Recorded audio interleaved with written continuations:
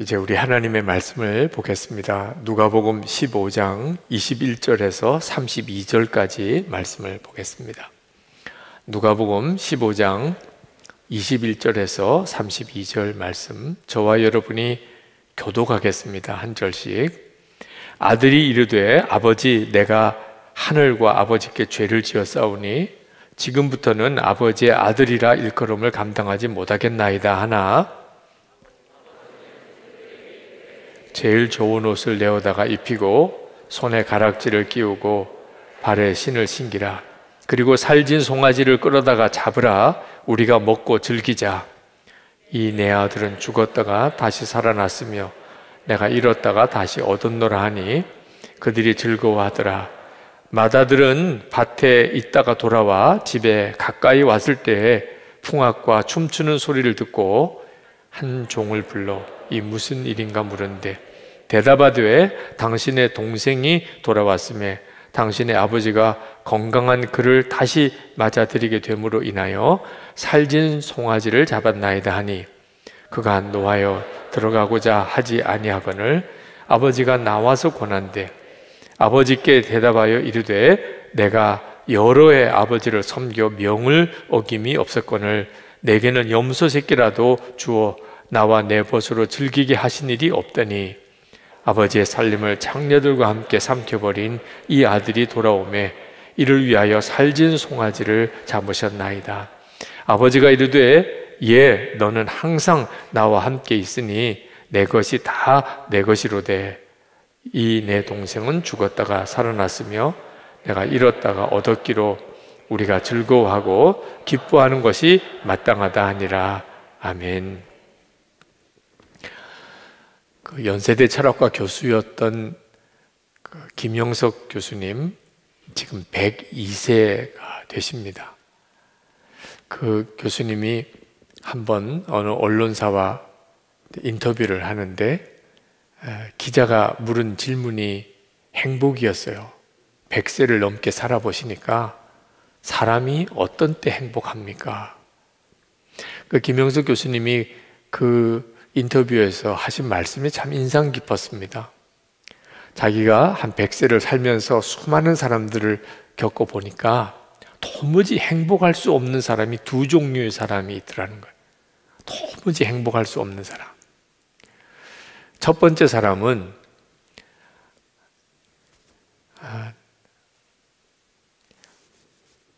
정신적인 어떤 가치관이 분명하게 세워져 있지 않은 사람. 이런 사람은 도무지 행복할 수 없더라는 거예요. 돈이 아무리 많아도, 권력을 가져도, 명예를 얻어도 이 정신적인 가치관이 분명하게 세워지지 않은 사람은 행복하지 않더라는 거예요. 예를 들면 복권에 당첨을 된 사람, 돈 엄청나게 버는 거죠. 그렇죠? 얼마나 좋겠어요. 다들 복권 당첨의 꿈을 한 번쯤은 꿔보셨잖아요. 그런데 다 겪어보니까 정신적인 가치가 분명하게 이렇게 세워진 사람이 아닌 사람은 다 불행해지더라는 겁니다. 돈을 많이 얻은 것이, 권력을 가져도 명예를 얻어도 정신적으로 성숙하지 않은 사람은 그게 오히려 그 사람을 더 불행하게 하더라는 거예요. 또 한 부류의 사람이 있는데 이기적인 사람, 이기적인 것을 해결하지 못한 사람, 끊임없이 자기만 생각하는 사람. 가정에서도 직장에 나가서도 항상 중심은 자기밖에 없어요. 나는 이렇게만 하는 사람, 이런 사람은 행복할 수 없더라는 거예요. 왜냐하면 이기적인 사람은 주변 사람을 불행하게 만들 수밖에 없습니다. 그렇죠? 여러분도 주변에 이기적인 사람을 보시면 얼마나 그것 때문에 고통이 됩니까? 그러니까 이기적이란 말은 다른 사람을 다 불행하게 만든다는 뜻입니다. 그러니까 다른 사람을, 주변에 있는 사람을 불행하게 하면서 자기가 행복할 수 없는 거예요. 자기 주변 사람이 다 불행한데 나만 행복할 수가 없는 거거든요. 그 말씀을 쭉 하시는데 100세가 넘으신 분이 하시는 말씀이니까 모르던 이야기는 아닌데도 정말 마음이 이렇게 확 와닿더라고요. 여러분, 우리가 다른 사람을 행복하게 하는 일이 사실은 엄청 지혜로운 일입니다. 여러분이 평생 사는 동안 가정에서나 또는 교회에서나 직장에서나 아주 목표를 여러분 주변에 있는 사람을 행복하게 해주기 위해서 살면, 남편을 행복하게 어떻게 하면 행복하게 해줄 수 있을까? 아내를 어떻게 하면 행복하게 해줄 수 있을까? 부모님이나 자녀를 또는 여러분과 함께하는 교우들을 어떻게 하면 저 사람을 행복하게 해줄 수 있을까? 직장에서도 만나는 사람, 옆에 앉은 동료들, 여러분의 상관이든 여러분의 부하든 어떻게 하면 저 사람을 행복하게 할 수 있을까? 이런 생각만 골똘하게 하고 살면 결국은 여러분이 행복하게 살아요. 자, 사람에게도 이렇다면 하나님을 기쁘시게 하려고만 살면 어떤 결과가 올까요? 하루를 살아도 어떻게 하면 하나님을 기쁘시게 할까? 그러면 얼마나 기쁨이 넘치는 삶을 본인이 살겠느냐 말입니다. 세월을 이렇게 살아가다 보면 좋을 때도 있고 어려울 때도 있잖아요. 코로나19로 인해서 참 혼란스럽지만 사실 인생을 쭉 살다 보면 별의별 일들을 다 겪어요. 환경과 여건에 따라서 행복하기도 하고 그렇지 불행하기도 한 게 아닙니다. 행복과 불행은 환경과 여건에서 오는 거 아닙니다. 하나님을 기쁘시게 하는 삶을 어려울 때 더 살기 좋습니다. 하나님이 어떤 때 기뻐하실까요? 지난 주 성령 집회 때 밤에 부르는 찬양을 드려보시라 그랬는데, 밤이 될 때 찬양하는 것이 하나님을 더 기쁘게 하는 거예요. 좋을 때 하나님을 찬양하는 것을 하나님이 싫어하실 리는 없지만 밤에 부르는 찬양은 하나님을 더 기쁘게 하거든. 성경에도 그런 예가 많이 나오잖아요. 그러니 진짜 하나님을 기쁘게 하는 일이 뭘까? 그 생각만 하고 꼭 살아보시면 좋겠어요. 저에게 이따금 금요 성령 집회 끝나고 나면 그 간증의 메일을 보내주시는 분이 계십니다. 이번 예수동행 컬럼에 간증 보내주신 분 한 분의 글을 실어드리기도 했는데 너무 참지 말고 보내주셔도 됩니다. 간증이 있으면 하나님을 기쁘시게 하려고 했더니 이런 역사가 정말 있었네요. 그런 일들이 실제로 여러분의 삶에 많이 있게 되기를 바랍니다. 오늘도 어떻게 하는 것이 하나님을 그렇게 기쁘게 할까? 하나님이 기뻐하시는 것이 성경에 나와 있더라고요. 막연하게 생각하실 필요가 없더라고요. 하나님이 기뻐하시는 일이 오늘 읽은 요 본문에 너무 잘 아는 내용이잖아요. 탕자가 돌아왔을 때 아버지가 기뻐해서 잔치를 베풀어 준 이야기. 그러니까 죄인이 회개하고 돌아오는 일을 하나님이 너무너무 기뻐하시는 거예요. 사실 아버지가 죽을 때도 안 됐는데 유산부터 달라고 한 아들, 정말 망난이죠. 근데 한번 마음이 이렇게 확 삐뚤어지면 막을 방법이 없어요. 아버지가 택할 길은 둘밖에 없어요. 하나는 몽둥이를 쳐서 내쫓는, 너 같은 아들은 아들도 아니다 하고 몽둥이질을 해서 내쫓는. 그렇다고 해서 누가 잘못했다고 하겠어요? 아들이 아들다워야 아들이지. 그죠? 멀쩡히 살아계신 아버지한테 유산 달라고 하면 죽으라는 말이나 마찬가지니 그런 불효가 어디 있습니까? 그러나 또 한 길이 있는데 이 아들이 지금은 정신 못 차리고 진짜 망나니 중에 망나니지만 회개하고 돌아올 때가 있지 않겠나? 그때는 아버지께로 돌아와야 되지 않느냐? 지금 몽둥이질을 해서 내쫓으면 회개하고도 돌아올 길이 없잖아. 그래서 아버지가 내줍니다. 정말 말도 안 되는 요청을 받아줘요. 유산을 주어서 보냅니다. 아버지 마음이 얼마나 힘들었겠어요. 그 상황에서 아버지는 그 아들이 돌아올 걸 믿었어요. 그러니까 돌아올 때 마음이 움직일 때 올 수 있는 문을 열어놓은 거예요. 그 아들은 신이 나서 아버지를 떠나 멀리 가서 살았는데 정말 돈 다 탕진해 버렸습니다. 창기와 그리고 그 허랑방탕한 삶에 돈 다 없애졌어요. 그런데 그 지방에 흉년이 들었습니다. 먹고 살 길이 없어요. 돼지 치는 일을 했는데 유대인들은 돼지 치는 일은 안 합니다. 그런데도 그 일을 할 수밖에 없었던 것은 돼지 먹는 먹이로라도 배를 채워야 하니까. 근데 그것도 못 먹게 되는 거예요. 그때 그 탕자가 아버지 생각을 합니다. 그걸 원하셨던 거예요, 아버지가. 우리 아버지 집에는 종들도 풍족하게 먹는데 내가 돌아가서 다시 아들이라고 말할 자신은 없고 그저 종의 하나로 받아주기만 하면 굶어 죽지는 않지 않겠냐. 돌아가자. 그러고는 아버지 집으로 돌아오는 거예요. 아버지가 매를 때려서 안 쫓아냈기 때문에 정신 차리고 나니까 죽을 때가 되니까 아버지께는 돌아올 마음이 있어서 돌아온 거예요.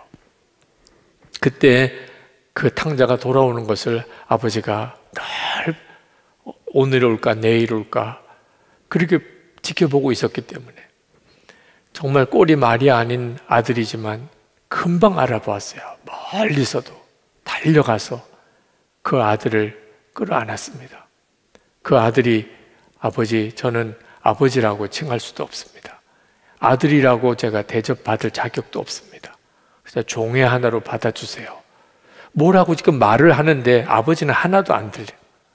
그 아들이 무슨 말 하는지 하나도 안 들려. 그리고는 종들을 불러다가 씻겨라, 가락지 끼우라, 새 옷 입혀주라, 잔치를 벌리라, 송아지를 잡으라 하면 난리도 아니었어요. 얼마나 기뻤으면. 그게 이게 돌아온 탕자의 이야기입니다. 이건 정말 이해가 안 되는 이야기예요. 왜? 큰아들이, 그 형인 큰아들이 이해가 안 되는 거예요. 이건 잘못한 거예요, 아버지. 아버지 이렇게 하시면 안 돼요. 진짜 안 되는 일을 하신 거예요. 정말 이해할 수 없는 이 아버지의 사랑 이야기가 여기 나오는데 이게 복음이거든요. 이 이야기가 우리 모두가 다 예수님 때문에 구원받은 복음의 이야기예요. 하나님이 죄인을 사랑하신다는 거예요. 하나님은 거룩하신 하나님이에요. 죄인은 하나님의 거룩하신 성품의 원수가 된 자예요. 그런데 하나님이 죄인을 사랑하면 어떻게 해요? 하나님 스스로가 자기 모순에 빠지는 거죠. 이거 정말 이해할 수 없는 일을 하나님이 하시네요. 왜 그렇죠? 아들이기 때문에, 자녀이기 때문에 그런 거예요. 그러니까 이 이해할 수 없는 일이 벌어지는 겁니다.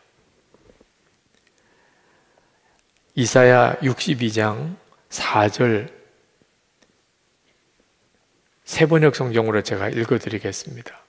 다시는 어느 누구도 너를 두고 버림받은 자라 하지 않을 것이며 다시는 너의 땅을 일컬어 버림받은 아내라고 하지 않을 것이다.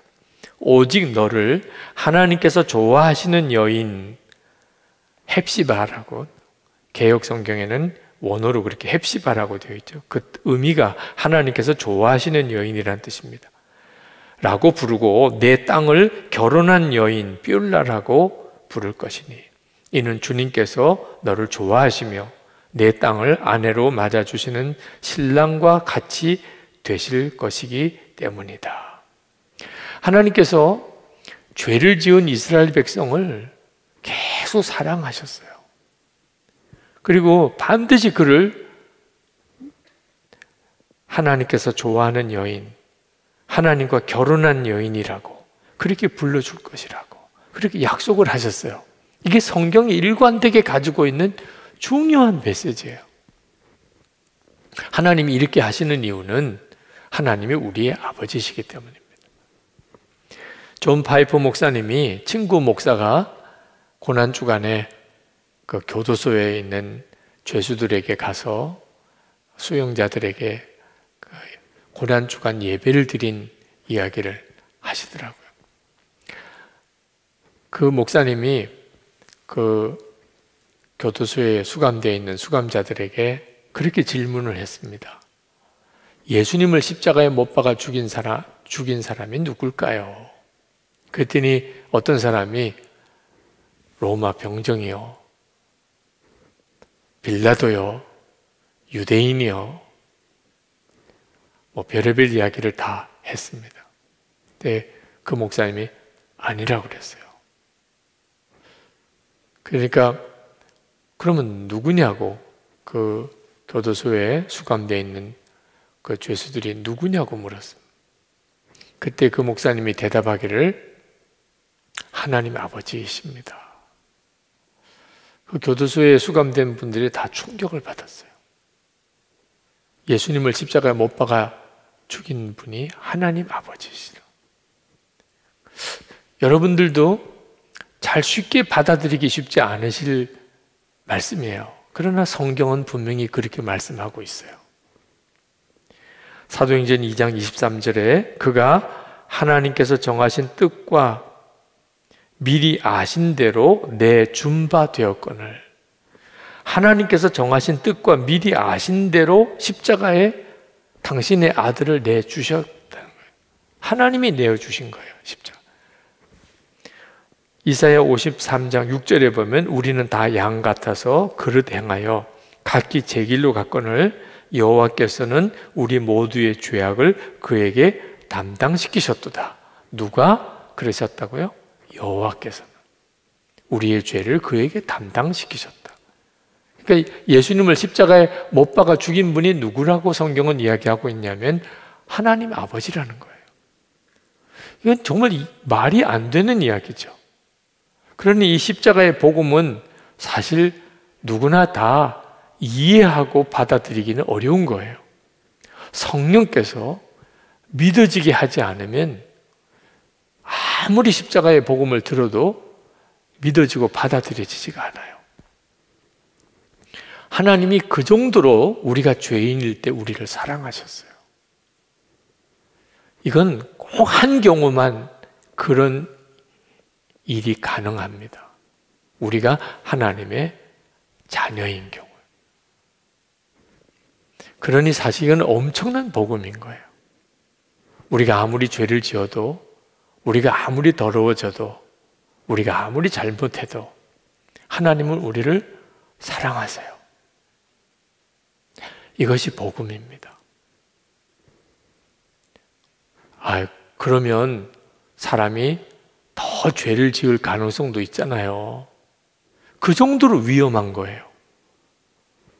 복음은 그 정도로 위험한 겁니다. 잘못 받아들이면 더 죄를 지어도 되겠네, 이렇게 생각할 수 있을 정도로. 그러나 성경은 분명하게 이야기해요. 모든 사람, 어떤 죄인이라도 하나님이 그를 사랑하세요. 어느 정도로? 당신의 독생자 예수 그리스도를 대신 죽게 내어줄 정도로 사랑하세요. 그런데 또 하나 꼭 기억해야 될 것은 이것이 우리의 사명이기도 하다는 거예요. 어떤 사명이죠? 그런 죄인을 하나님께로 돌아오게 하는 사명이기도 하는 거예요. 하나님이 모든 죄인을 다 사랑하시지만 하나님이 사랑하시기 때문에 그가 구원받는 것은 아니에요. 그가 회개하고 돌아오지 않으면 하나님의 사랑을 받고도 그는 지옥 갈 수 있어요. 그게 안타까운 거예요. 하나님은 여전히 그를 사랑하시는데도 그는 그 사랑을 누리지 못해요.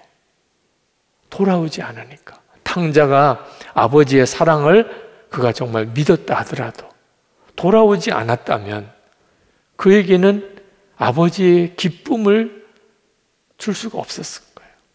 그리고 그는 자녀된 모든 복을 누릴 수도 없었을 거예요.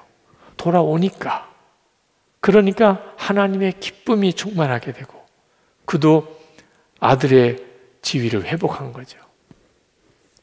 그러므로 우리가 예수를 믿고 이게 상상이 안 되는 하나님 아버지의 사랑을 우리가 깨달은 것, 그건 너무 감사한 거죠. 그죠? 그리고 우리가 어떤 죄를 지어도 하나님은 나를 사랑하신다는 너무나 놀라운 복음을 우리가 다 들었잖아요. 근데 거기서만 그쳐서는 안 되는 거예요. 우리가 하나님이 기뻐하시는 일을 하자. 하여튼 아무리 힘들고 어려워도 하나님이 기뻐하는 일을 하자.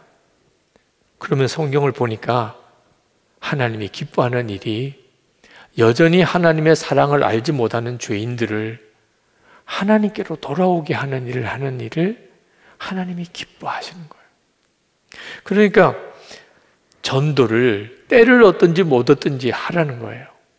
디모데후서 4장 2절에 너는 말씀을 전파하라. 때를 얻든지 못 얻든지 항상 힘쓰라.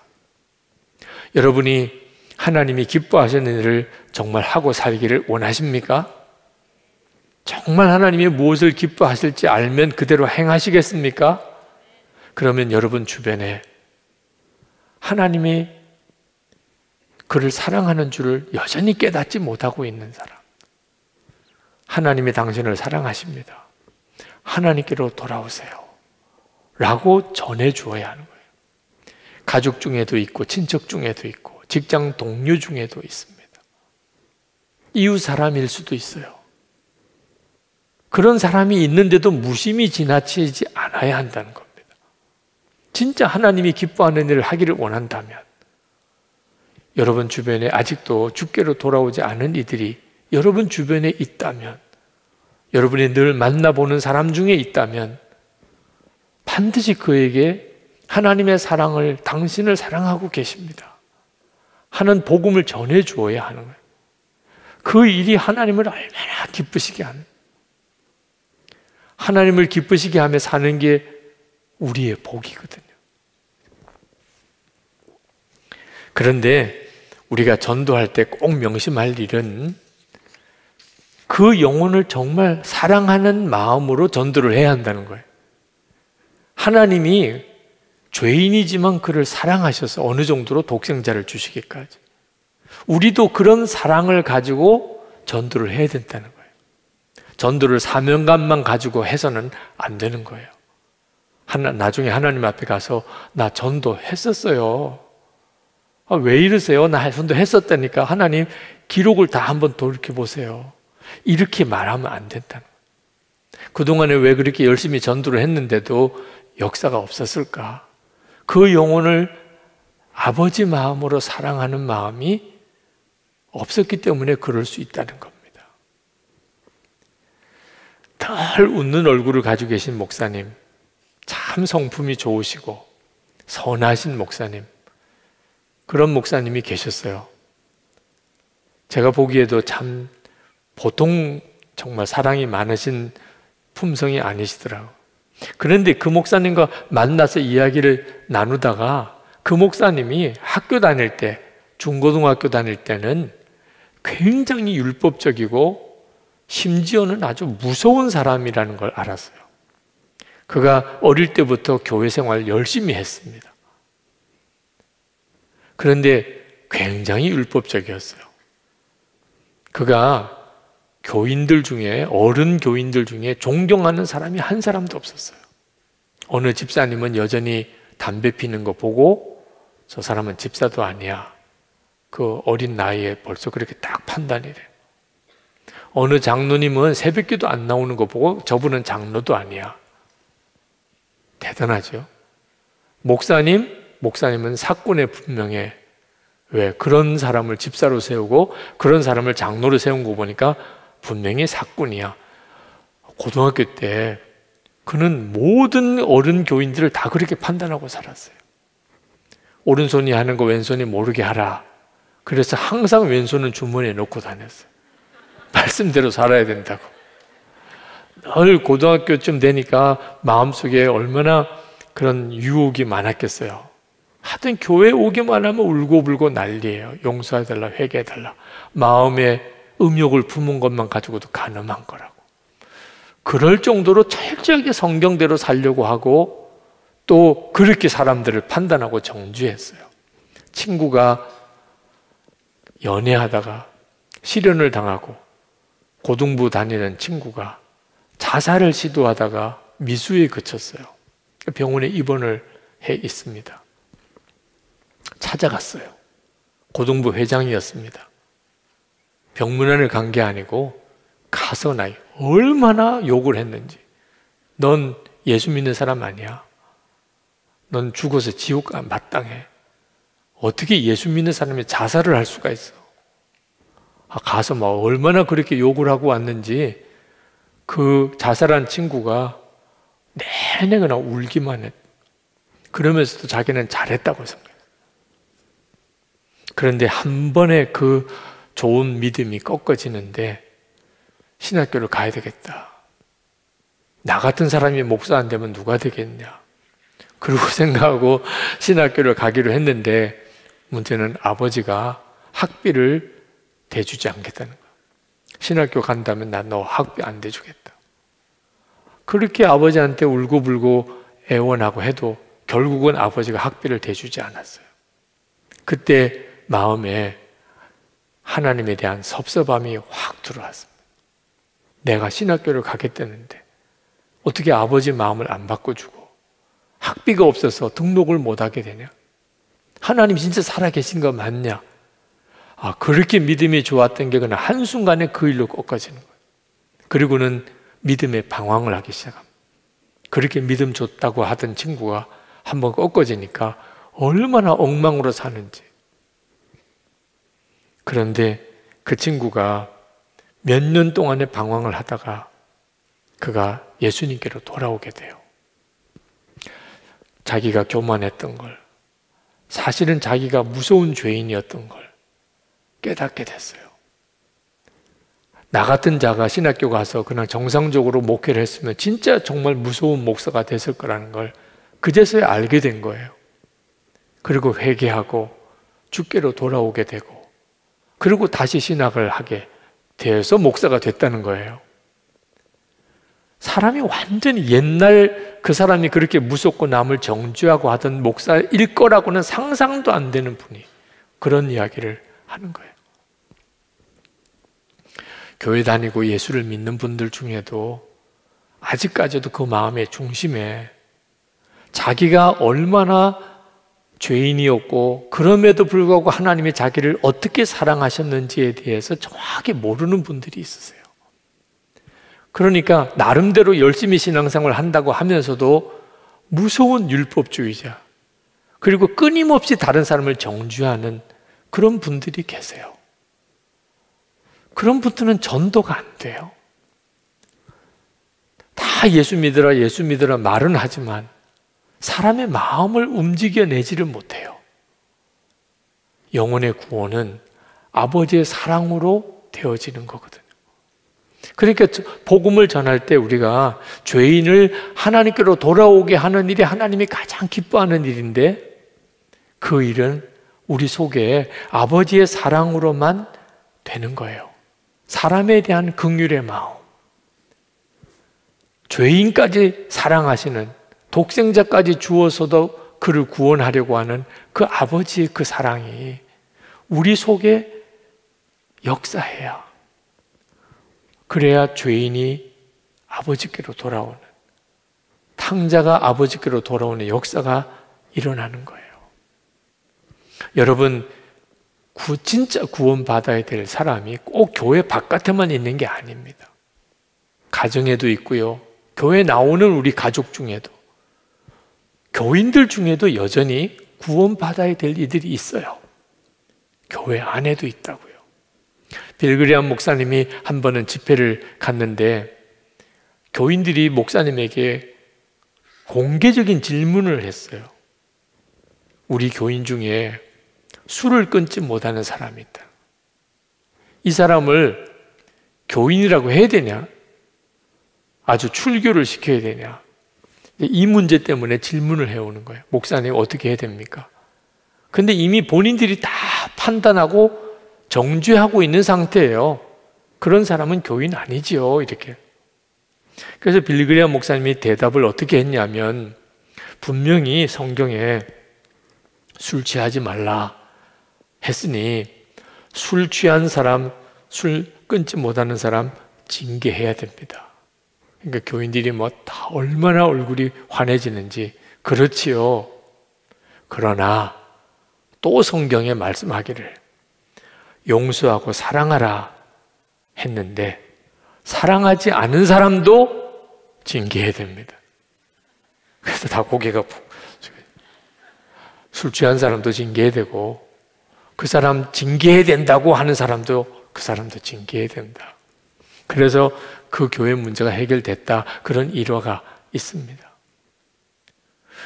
우리가 그렇게 복음을 전하기를 갈망한다면 아버지 마음을 가지고 있는 성도들이 모인 교회가 돼야 돼요.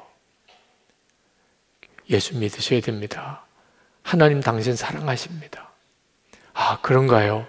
그리고 교회를 왔는데 교회 왔더니 다 서로 정죄하고 판단하고 시기하고 질투하고 그런 교인들만 있다면 그는 금방 교회를 떠나게 되죠. 하나님이 나를 얼마나 나 같은 자를 사랑하실까요? 사랑하십니다. 독생자를 주시기까지 사랑하십니다. 정말인가요? 그래서 정말 그 하나님의 사랑이 너무 마음에 사모해서 교회에 왔더니 세상에 이런 곳이 있었나. 바깥에서 교인들을 볼 때는 잘 몰랐는데 교회에 와서 보니까 정말 여기는 죄인을 사랑하는 그런 곳이구나. 죄인도 사랑을 받는 곳이구나. 그래야 이게 전도가 되는 거라는 거예요. 한국에 지금 교회 안 다니는 수많은 사람들이 교회를 다녀본 사람들이 꽤 많습니다. 교회를 왜 왔다가 떠났을까요? 그게 우리들의 과제인 거예요. 죄인이 아버지께로 돌아오게 되려면 우리에게 죄인을 사랑하는 아버지의 마음이 우리에게 있어야 하는 거예요. 여러분, 하나님께서 때때로 사람 막대기와 인생 채찍을 사용하셔서 우리를 징계하실 때가 있으세요. 사무엘하 7장 14절에 그렇게 표현했습니다. 사람 막대기와 인생 채찍을 통해 우리 주변에 있는 사람이 나를 가시같이 아프게 해서 회개케 하는 역사를 일으키는 거죠. 그게 하나님께서 그렇게 하신다고 하셨는데, 그런데 여러분은 절대로 막대기나 채찍 노릇은 하지 말아야 됩니다. 그런 일을 여러분이 굳이 안 해도 할 사람 많아요, 지금. 인생 막대기, 사람 채찍으로 쓰임 받을 사람 많아요, 여러분 주변에.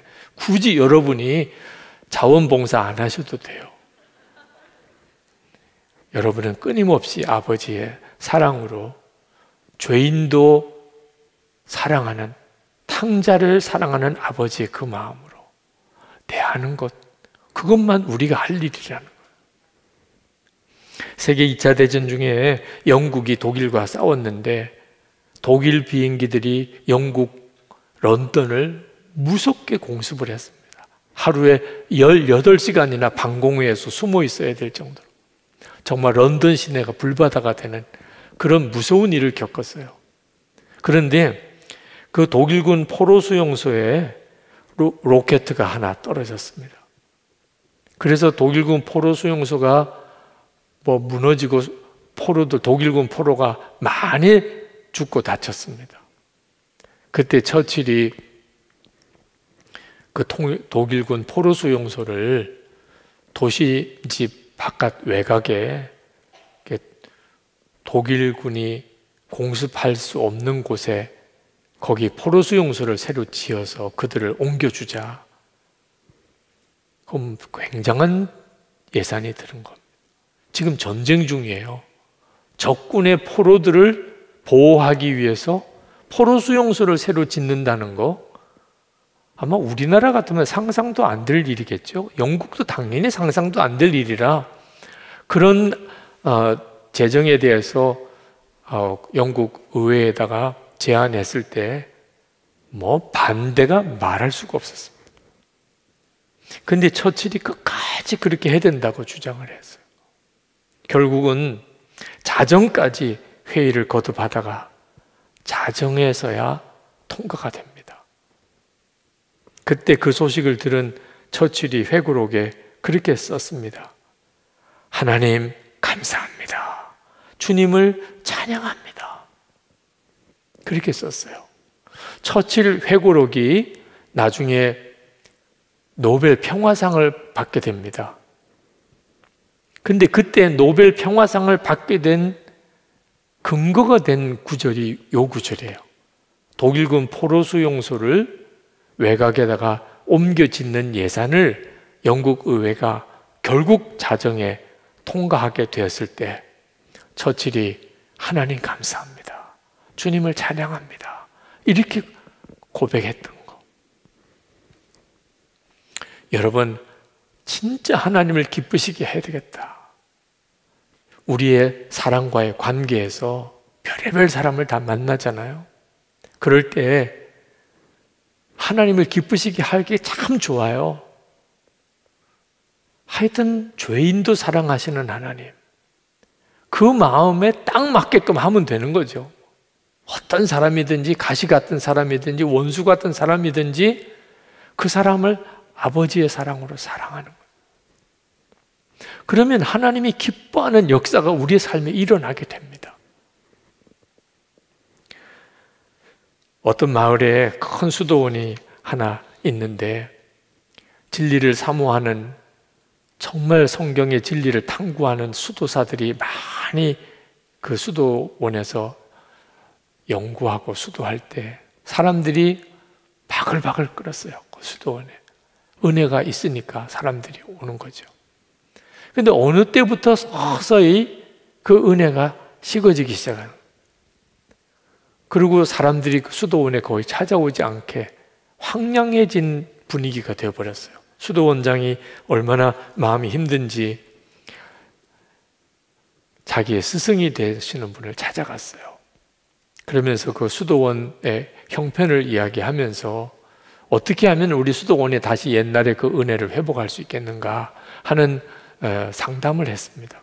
그랬더니 그 스승이 이야기를 가만히 듣더니 한 가지 문제가 있는 게 깨달아졌다는 거예요. 지금 그 수도원에 예수님께서 그 수도원에 계신데 예수님이 무시를 당하고 있다는 거예요. 누구도 예수님을 거들떠보지도 않고 예수님을 예수님으로 대접하지도 않고 그런 형편이니 무슨 은혜가 있겠느냐. 수도원장이 말이 잘 안 되는 이야기를 하시는 것 같았어요. 아니, 우리 수도원에 예수님이 오셨는데 누구도 예수님을 예수님으로 대접하지 않으니까 그렇게 됐다고. 그런데 가만히 생각해보고 마음에 느껴지는 게 있었어요. 그래서 돌아와서 수도원의 수사들을 다 불렀습니다. 그리고는 스승에게 들은 이야기를 했어요. 우리 수도원에 지금 예수님이 오셨는데 그런데 예수님이 전혀 주님으로 대접을 받지 못하시고 무시당하고 예수님이 소외되시고 그러니 우리 수도원이 이렇게 영적으로 냉랭할 수밖에 없다. 그 수사들이 그 수도원장의 이야기를 듣고 고민이 생겼습니다. 도대체 누가 예수님이냐는 거예요. 자기들끼리 쭉 둘러보는데 누가 예수님이냐는 거예요. 자, 그러니 그 다음부터 변화가 오기 시작했는데 혹시 저 사람 예수님 아니야? 혹시 저 사람 예수님 아니야? 그러다 보니까 수도원 안에서 서로를 대하는 게 엄청 조심스러워졌어요. 말 한마디도 조심스럽고 대하는 것도 조심스럽고 어느 순간에 수도원 분위기가 완전히 달라졌어요. 혹시 오늘 내가 마주친 그분이 예수님께서 그분 속에 나를 만나 주시는 거 아닌가? 그래서 모든 사람을 다 예수님께 대하듯이 대하기 시작을 한 거예요. 여러분, 우리가 가정 안이나 교회 공동체를 어떻게 만들어 갈 수 있을까요? 어떻게 죄인이 하나님께로 돌아오는 이런 역사를 이루는 그런 일이 우리 가정 안에 또 우리 교회 안에 있을 수 있을까요? 우리 안에 이미 주님이 와 계신 것을 분명하게 알아야 합니다. 그냥 사랑하려고만 결심해서 될 수 있는 문제가 아니에요. 모든 이들을 주님을 대하듯이, 죽게 하듯이 하라고 그랬잖아요. 모든 사람을 죽게 하듯이 대해야 돼요. 그때 역사가 있어요. 정말 놀라운 역사가 있어요. 제가 이 교회에 와서 처음 성지순례를 갔습니다. 그 전까지는 성지순례를 갈 기회를 한 번도 제가 얻지를 못했어요.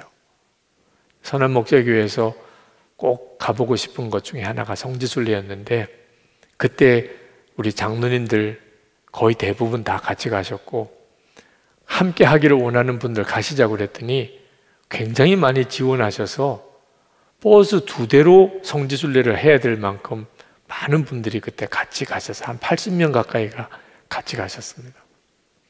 근데 굉장한 은혜가 있었어요. 그때 우리 교회가 참 좋은 교회다, 그런 제 마음에 확신이 생겼어요. 예배당이 뭐 좋아서가 아니고 사람이 좋은 거. 그때 제 마음속에 은혜가 되었던 아주 중요한 에피소드가 있어서요.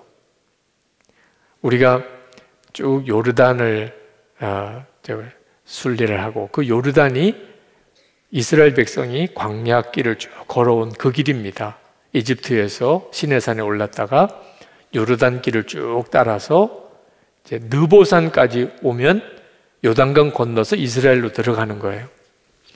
그런데 이제 느보산에 가서 느보산에 모세가 마지막 죽은 그곳에 보고 요단강 건너서 이제 이스라엘로 들어가게 될 그때 여리고성으로 들어가는데, 호텔에서 출발을 했어요. 버스 2대가. 근데 버스 한 대에 탔던 집사님 한 분이 짐을 호텔 로비에다가 두고 씻지를 못한 거예요. 당신은 당연히 일행이 다 챙겨줄 거라고 생각을 했는데, 일행은 다 자기 짐만 이렇게 챙기느라고 그 집사님의 짐이 로비에 있는 것을 누구도 몰랐어요. 근데 한참 버스가 떠나서 이제 느보산을 향해서 가고 있는데, 그 집사님이 자기 짐이 버스에 실리지 않았다는 것을 알게 됐습니다. 난감한 사정이 생겼어요. 출발할 때 알았으면 금방 챙겨오면 되는데 이미 상당히 온 길이라 다시 호텔로 돌아가서 짐을 챙겨오면 느보산을 못 봐요. 그럼 바로 요르단과 이스라엘 국경 검문소까지 가서 그냥 이스라엘로 들어가야 됩니다. 그 일행들이, 버스 안에 탄 일행들이 느보산 가고 싶겠어요? 안 봐도 되겠어요? 여러분 같으면 어떻게 하시겠어요?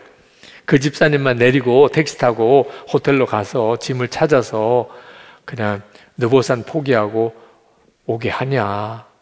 아니면 전체가 다 다시 돌아가서 다 느보산은 올라가지 않고 그냥 그 집사님 짐 챙겨서 돌아와야 되냐? 그때 그 버스에 탔던 장로님께서 우리가 다 한 몸인데 어떻게 그 집사님만 내려서 호텔로 가서 짐을 찾아오라고 하겠냐? 우리 다 갑시다. 다시 다 돌아가서 짐 챙겨서 혹시 우리가 느보산을 보지 못해도 우리가 다 하나 아닙니까? 그런 말씀에 거기 탔던 분들이 다 아멘. 이건 정말 거의 기적 같은 일이죠. 그 중에 누구 한 분이라도 나 느보산 봐야 돼요 이렇게 나오면 그건 수습이 안 되는 문제거든요. 사실 다 보고 싶었겠지만 그 집사님이 그냥 쩔쩔 매는 거예요. 안절부절을 못하는 거예요. 너무 미안하기도 하고 또 속상하기도 하고. 우리 괜찮아요. 우리 다 같이 돌아갔다 봅시다. 그래서 그냥 다시 버스를 돌려서 호텔로 가서 짐을 챙겨서 왔다는 거예요. 근데 참 감사하게도 느보산 문 닫기 직전에 들어왔어요. 그래서 그냥 버스에서 내려서 느보산 그리고 다시 차 타고 내려왔지만 하여튼 보기는 봤어요. 마지막 순간에 참 너무 감사하죠. 하나님께서 착하게 생각하셔서 잠깐 느보산은 보게 하셨던 것 같아요. 그때 제 마음속에 그러면 목회해 볼 만하다. 이렇게까지 할 수 있다면 그러면 우리 교회는 하나님이 역사하실 만하다. 그 어려움을 당한 사람, 또 참 민망한 사람, 난감한 사람, 그 사람을 다 아무렇지도 않게 품어주는 거, 이거 그냥 쉬운 일은 아니거든요. 또 한 팀 버스에도 참 감사했어요. 저는 그 두 버스에 번갈아 왔다 갔다 했는데, 보통은 이렇게 관광을 가면, 성지순례를 가면 맨 앞자리에 앉아야 볼 게 많거든요. 뒷자리에 앉으면 껌 씹는 애들이나 뒷자리에 가잖아요. 수학여행을 가도, 그죠? 수학여행은 아무 상관없고 그냥 놀기 좋아하는 애들이 주로 뒷자리에 가니까, 사실 버스 뒷자리에 앉으면 뭘 제대로 가는 동안에 볼 것도 제대로 못 보죠. 그러면 누구나 다 이제 버스 내렸다가 탈 때 앞자리부터 앉게 되잖아요. 근데 참 놀랍죠. 먼저 타는 사람이 제일 뒷자리에 가서 앉는 거예요. 그러니까 맨 늦게 타는 사람이 사실 좀 밉상이지요. 근데 여행 가든지 가면 시간 맞춰서 안 나오고, 그죠? 딴짓 하다가 늦게 오고 이런 사람이. 근데 그런 사람이 맨 앞에 앉으시는 거예요. 전 정말 놀랐어요. 이게 가능한가? 여러분, 약한 사람, 잘못하는 사람, 허물이 있는 사람을 어떻게 대하느냐는 게 우리의 영적인 상태예요. 그게 그대로 주님의 마음인가요? 여러분, 이 일이 하나님을 너무 기쁘시게 하는 거예요. 죄인을 향한 아버지의 마음을 그대로 전해주는 사람. 이 사람이 하나님을 너무너무 기쁘시게 한다니까. 마가복음 10장 45절에 인자가 온 것은 섬김을 받으려 함이 아니라 도리어 섬기려 하고 자기 목숨을 많은 사람의 대속물로 주려 함이라. 이게 우리 안에 계신 예수님의 마음이에요. 그러니까 우리가 다른 사람을 대할 때 그대로 드러나게 되는 거예요. 죄인을 볼 때, 잘못하는 사람을 볼 때, 여러분, 그때가 주님의 마음을 품어야 되는 것이고, 그게 사실은 전도하는 마음이에요. 그때 정말 상처받은 사람, 버림받은 것 같은 마음을 가지고 있는 사람, 하나님의 사랑을 알게 돼요. 하나님이 나를 사랑하시나 보다. 설명을 안 했는데도 성도들을 보면서 주님의 부름을 느끼게 돼요. 그 사람을 어떻게 하나님이 귀하게 여기지 않겠습니까? 이제 우리 같이 기도합시다. 여러분, 오늘 하나님이 정말 어떻게 하면 기쁘실까? 아주 분명하고 명확한 말씀을 주신 줄 꼭 믿으십시오. 그리고 가족에게, 여러분 주변의 일가 친척에게나 또는 교우들 사이에도 일터에서는 더 말할 것도 없이 죄인을 향한 마음을 정확하게 가지시기 바랍니다.